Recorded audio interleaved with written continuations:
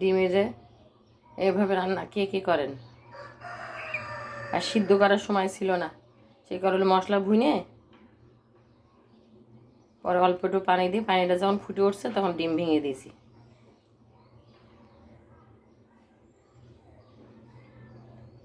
জানি না খাইতে কেমন হবে। ভালোই হবে, আগে খাইছি, ভালোই হয়েছে। শুদ্ধ করার সময় নেই আজকে, তাড়াতাড়ি করে রান্না করছি তো। শাক সিদ্ধ করে ভর্তা করে চুলে পরে আর একটু দিয়েছি, ভাব উঠতেছে।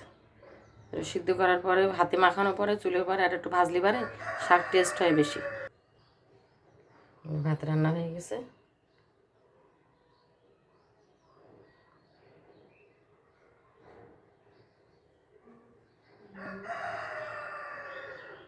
এই ছিল আজকে আমাদের দুপুরে রান্না।